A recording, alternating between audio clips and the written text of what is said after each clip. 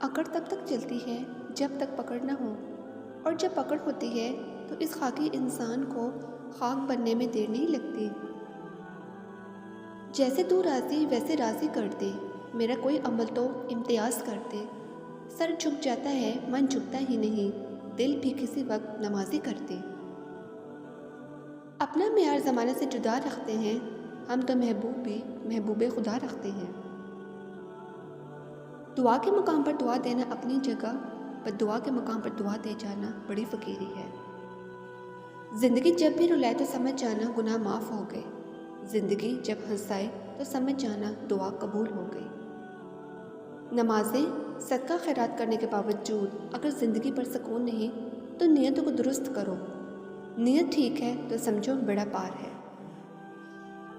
تکلیف آتی ہے ہمارے اعمال کی وجہ سے، ہماری وسعت برداشت کے مطابق، اللہ کے حکم سے۔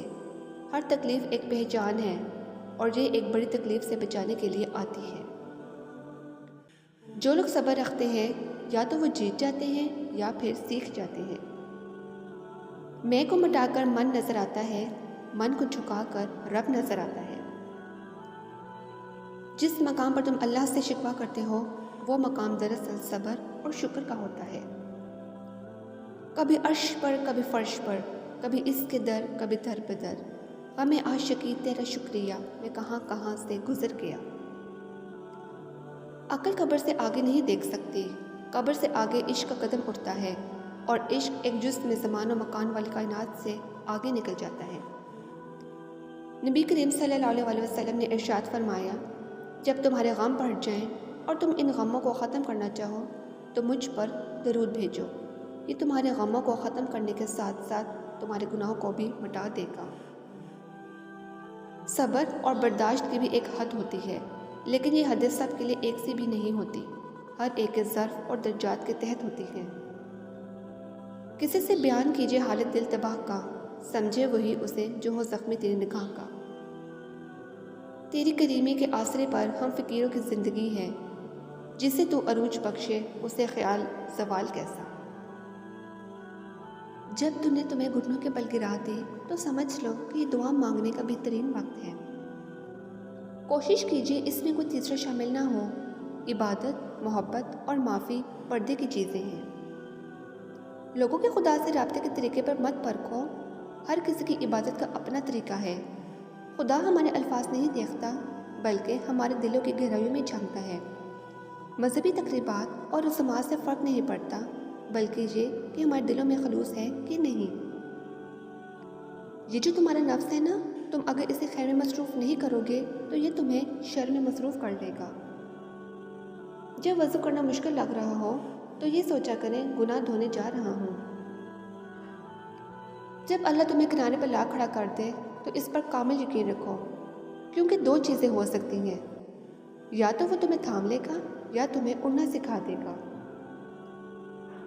جو برا کرے چپ ہو جاؤ، جو ستائے صبر کرو، اللہ کی قسم ایسی طاقت بنو گے پہاڑ بھی راستہ دیں گے۔ اکیلے میں پھوٹ پھوٹ کے رونا، پھر صبر سے اپنی بکھری ذات کو اپنی ہی ہنسی میں سمیٹنا، اور دنیا کے سامنے ایسے رہنا جیسے کبھی کوئی دکھ دیکھا ہی نہیں، کوئی درد سہا ہی نہیں، اور غم کیا ہوتے ہیں پتہ ہی نہیں، یہ ہوتی ہے اذیت میں انتہا۔ میں تو خاک تھا، میں دھول تھا، مجھے کچھ نہ شعور تھا، میرے رب نے کتنا کرم کیا کہ درود پڑھنا سکھا دیا۔ بے شک جس دن تمہیں یہ پتہ چل جائے کہ جو کام تمہاری مرضی سے نہیں ہوتے وہ تمہارے لیے کتنے بہتر ہوتے ہیں، اس دن تمہاری بے سکونی ختم ہو جائے گی۔